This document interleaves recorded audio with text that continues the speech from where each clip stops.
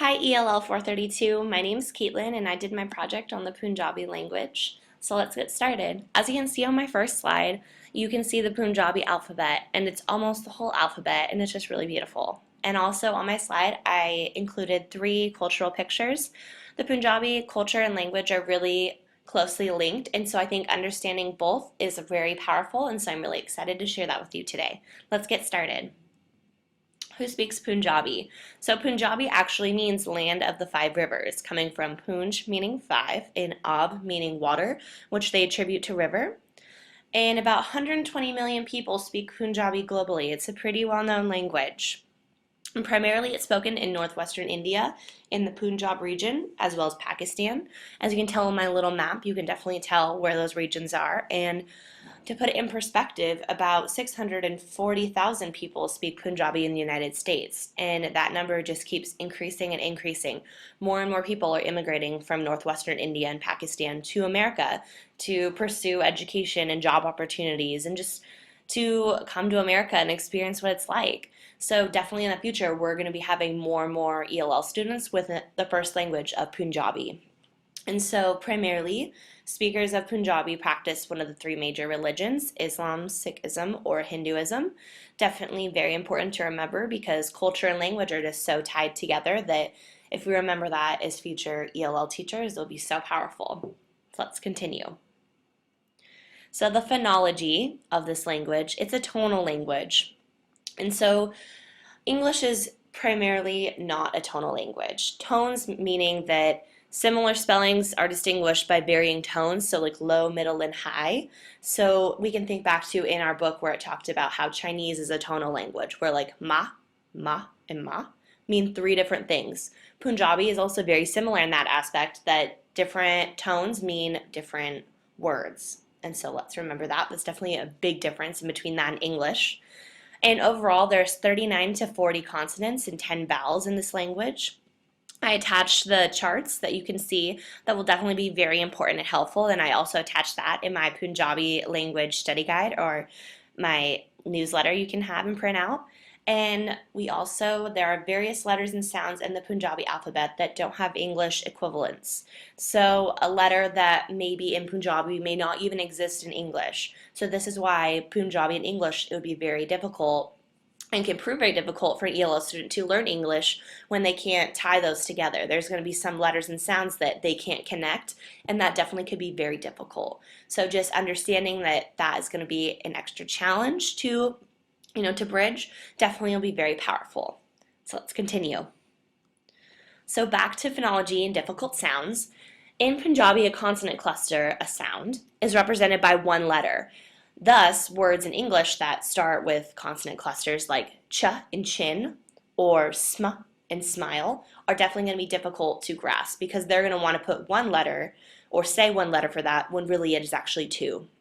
And so that's going to be really difficult. So in one blog I was reading, they do a lot of flashcards, like on this slide where dra and drum, then they have a picture, and then they have the consonant cluster. And those were very powerful for Punjabi students and other ELL students because then they could visually see the picture, they could see the word, and then they could see the consonant cluster or sound. And so definitely remembering that that is going to be something phonetic or phonology related that's going to be different is very powerful. So other difficult sounds when I was looking up into some research about the Punjabi language for ELL students into English was the in egg and the p in pot or the v in vote. Those are just sounds that do not translate. They're not related. They cannot, there's no equivalent. And so definitely spending extra time working on those sounds is going to be very important. All right, let's continue. So let's talk about morphology. So it's a fusion language, and a fusion language means that there's morphemes are fused onto words. And to put it in perspective, English is more moderately analytic, but it's also fusional as well. But Punjabi is solely fusional. So in this language, in Punjabi, languages build words by adding affixes. So we all know what those are, right? And so in Punjabi, the root word K-A has to do with food. This is an example I was given in a study guide. And you can see that those 4 words, when they're spelled out, they all have the root word K-A, but they all mean 4 different things. And in the actual list online, there was actually 12 different things. There was 12 things this could be related to. And so definitely understanding that that is going to be very different. And then also in Punjabi, they very often use suffixes. So you can see in my examples that almost all of those are suffixes. And they don't really use prefixes. And in English, we definitely use both. And so that's going to be a big difference for ELL students, and we'll definitely have to work on that with them. And just remembering that countless words are created using that root word, it's going to be very powerful. So let's continue. Syntax. The word order in Punjabi is subject, object, verb, SOV, and of course in English we use subject, verb, object, so that's going to be a major difference in regards to syntax. Primarily a lot of students seek a lot of extra help for this because that is just something in their language that is how it has always been, and in English that's going to be a very big switch. Of course, you're only going to be switching the object and the verb, but in sentences when you are writing them out, you're definitely going to have Punjabi students and also ELL students that are going to confuse this. So definitely focusing on word order is going to be really crucial for these ELL students to make this transition.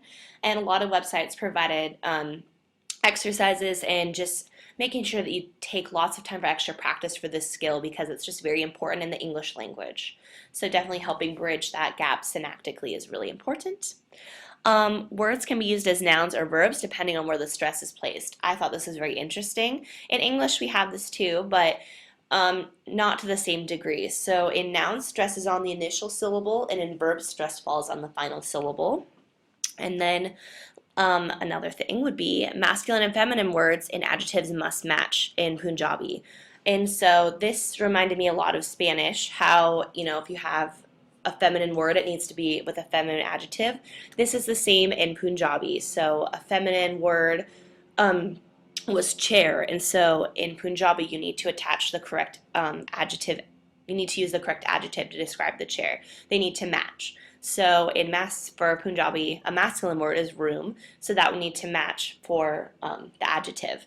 It reminded me a lot of Spanish, and so I was using all of the cultures that I knew to connect for this project.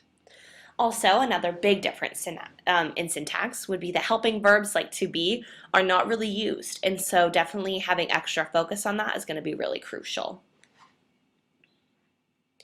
Other differences that I noticed, so when you actually write Punjabi, it is written as the Gurmukhi script. I know I said that incorrectly, I'm so sorry. And it's written from left to right, so like English. But they also read from left to right, which is also really important. But just understanding that written Punjabi has a different word is very important. And words aren't capitalized, so definitely having extra practice for that.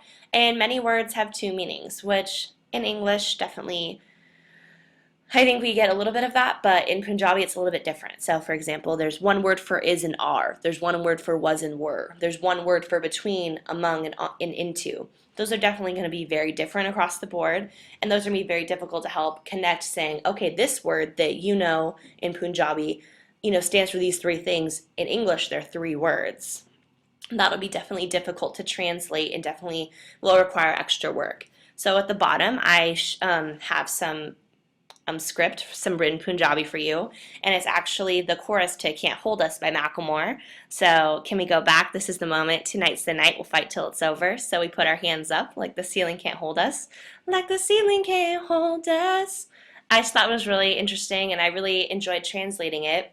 And I just think it's just so beautiful to look at, and you can definitely tell that there's no capitalization, and it's definitely going to be very powerful to work as much as you can with the language if you're going to be having students who are ELL Punjabi students. So let's keep continuing. Culture for Punjabis is very important, and it's very tied to the language. And so I definitely have a few cultural things that I think will be very important for upcoming teachers to work with. So definitely be aware of the religious practices of your Punjabi students. Be respectful and understand these students may have extra sensitivity toward 9/11.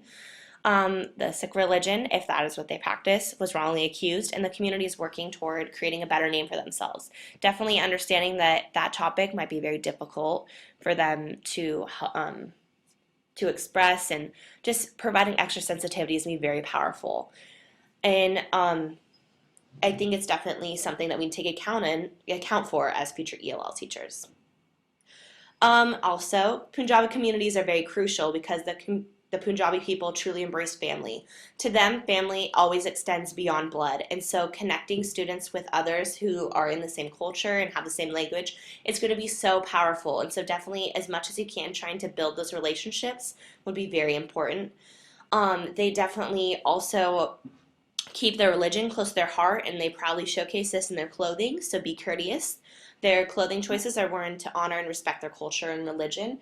Definitely remembering that, um, if this is something that you need to talk about with your class, that, culture, this is definitely a subject you're going to need to talk with your class if there's going to be students that notice that another student isn't dressing similar to them.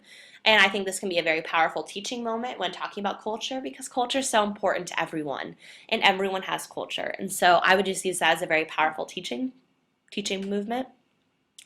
Another important thing about building relationships with families with Punjabi students would be trust is very difficult to build. Like I said before, Punjabi communities focus on family, and that family goes beyond blood. So in the Punjabi culture, if you have like your doctor is considered a part of your family doctor, or your dentist, or the same person you work with, those all become your family, and you trust those people more than you trust outsiders.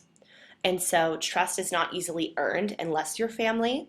So it was talking about in one article that if a Punjabi businessman was going to hire someone, he would prefer to hire someone he already works with knows or someone in his family. They really like to keep those ties close, and definitely opening up can be a little difficult for everyone, but it was talking about how in the article that it will take a little extra time to build those relationships with the other parents. Not all parents, of course, because everyone wants what's best for their child, but definitely just understanding that that trust isn't going to come as quickly as other students. So definitely providing extra time and not trying to be too pushy about that is very critical and crucial.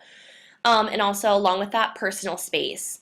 The more you trust someone, the closer you sit next to or stand next to someone in the Punjabi culture. And so, let's say you are going to be having a back to school parent night with all of your parents in your class. You have to understand that when you're milling around and talking to everyone, that your future parents are me in your class, that Punjabi parents are probably not going to be standing as close to you because they don't know you. You might be a new teacher. They don't trust you the same as they do other students or other teachers they've had in the past. So just understanding that it's not something that is supposed to offend you. It's just a part of the culture, and that's the way that they are. And then in the article, I talked about the more and more that they trust you, the closer they'll sit with you. So the further along the year, if you continue building that trust and that relationship, I'm sure you'll be completely fine. It will all come naturally and everything will be okay. I had a really fun time looking for websites for Punjabi ELL students. I tried to find ones that focused more on being fun games than actual work, but of course, as I tried to find games for upper middle school and into high school, definitely those focused more on exercises. But let's talk about them because I'm really happy with them. So the first thing I focused on was capitalization. The Punjabi written language isn't capitalized at all, and so focusing on capitalization is going to be really important. So the first website, it was really fun. It was a little fairy, and you had to zap all the words you had to capitalize, and they were focused on really simple sentence structures, and so those are for younger children, maybe even kindergarten through 5th grade. I think it depends on what level the ELL student is at, and it depends on where they're at, so you could gauge that game for anywhere between K and 5.